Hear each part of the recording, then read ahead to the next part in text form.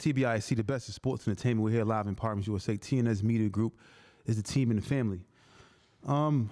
Let's get to this boxing, some boxing stuff. I'm just want to start really here. Like, I'm tired of wishing for fights that will never happen. I mean, we just see the prima donna stuff in boxing. You really don't get the fights you want to see.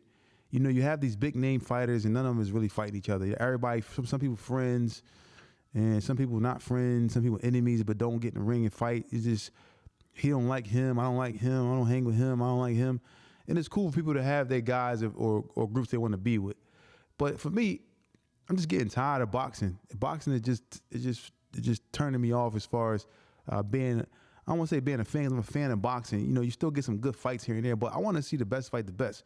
We keep seeing this Shakur versus Gervonta Tank Davis, and you keep seeing the media putting things out like the fight is going to happen, and then what happens? The fight doesn't come to fruition. It doesn't happen for whatever reason. Not saying that they don't want to fight each other or is it be the business behind the boxing scene. I don't know. But you also seen Ryan Garcia fight Tank. He made the fight happen. You see Ryan Garcia go over and fight Devin Haney. Want to go make the fight happen. You see, you know, Ryan Garcia is a fighter who did it. Devin Haney did it as well. Devin Haney went over to, you know, Top Rank and fought those guys over there and became undisputed. But it'd be too drawn out. It's just too far in between good, high profile matchups. You don't get the fights you want to get.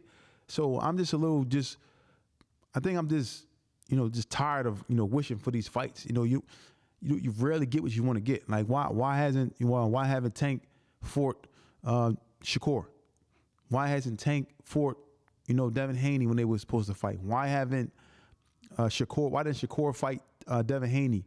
You know, but you get in some fights. You Scott Shakur versus Teofimo, but you know, that's a good fight. Two notable names, but it just, the ones that you really want to see don't happen. You know, like you wanted to see Boots versus Terrence Crawford. Excuse me. But they saying that Boots wasn't ready, or Terrence Crawford was saying, not saying he ducking, did get Boots. You know, he did get Crawford versus Canelo. So you can't really complain. I don't know if it's coming from the Mayweather, you know, era, or Mayweather was picking and choosing opponents, or whatever the case may be, or fighting those people that he wanted to fight, so to say. But one thing about Mayweather fought champions. They may have been of a different ethnic group, didn't fight very many African-American fighters, but you did get some of the fights you wanted to get. You know, like you wanted to get the Ricky Hatton, you got that, you got the De La Hoya, you got some fights you wanted to see. But just nowadays, you don't really get the fights that you want to see. You know, you don't get this. You know, like right now we're waiting, and I hate to keep going back to this Shakur Stevenson and Gervonta Tank Davis, but this makes me believe that this fight is going to be drawn out for the next 3-4 years when they get old, and then you'll see them in the ring when they need to get a check. Not saying they're gonna be broke. I'm just saying, but this is how things go. When they save that last fight, put it in their back pocket, and then wait for it to die out as far as, you know, the athletic ability, as far as them being in their primes, and then they fight at a later date when they're older, where they're not who they once were when they early 30s, late 20s. So for me, I don't understand why the media is not pushing. I see a lot of these media companies or a lot of these guys who are doing these interviews, they don't ask the right questions. Why aren't you fighting? When is going to fight? When is going to happen? Why don't you call Shakur right now? Why don't you call Tank right now? Why don't you call this fighter right now? Why don't you make this fight happen? Because they can make it happen. It can happen. Now, there are some instances where you see younger, up-and-coming, hungrier fighters wanting to fight these top echelon fighters because they're trying to make a name for themselves. And they may ultimately end up coming up short because they don't have the experience. But these guys seem like they're more hungrier before they get the money. Once you get money, people just turn into, you know, I don't know, rich Madonnas or whatever, prima donnas, man. You know, for me, I'm just tired of just waiting for these fights to happen.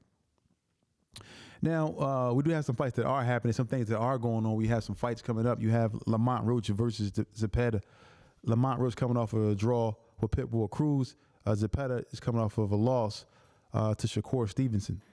They're going to be fighting for the vacant WBC lightweight title. They're going to be fighting for that belt I believe in September. You know, for me, I think Lamont Roach should win this fight. Lamont Roach should come up victorious in this fight. Lamont Roach has the pedigree. He's been in with the better opposition, I believe. I know it was a better for Shakur, but Lamont fought Tank. He fought Pitbull. He fought who else? He fought a lot of notable names. Keep it real. Lamont, he's coming up from the 100. I think he started at 130 pounds or so, 126 pounds, something like that. But you know, you have Lamont, who has a better resume. So I just want to see some good fights. Now, Jaron Boots Ennis versus Zayas. This fight is happening next month in New York City at the Garden. I say Boots in 6 for this fight.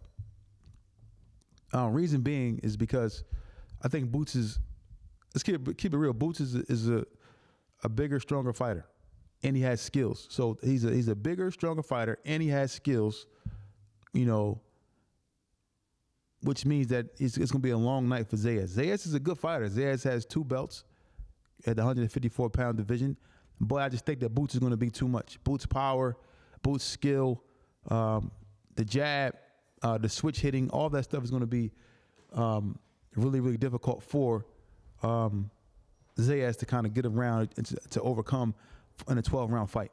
Now, is it going to be competitive? I believe it'll be competitive for the first 6-7 rounds, and Boots probably will get to stop around there. He'll stop Zayas around the 6th or 7th round. Now, Boots does get hit a lot. Boots does get hit a lot. I can't lie. Boots does get hit a lot, more than he should. You saw Boots get touched a lot in a few other fights, but I just think that Zayas is not going to be able to, you know, stand up to the power. And Boots is going to probably come into that fight a little heavy fight night. I'm not sure if there's any weight clause in there, but he's going to come to that fight a little heavy in weight, you know, probably around 170, 180, somewhere around there, which is going to be a nightmare for Zayas, especially with a skillful fighter like Jaron Boots Ennis. And I know Bozy and them guys are going to have a hell of a game plan over there. Everett and them, they're going to put together some things. They're going to have Boots in the best shape of his life.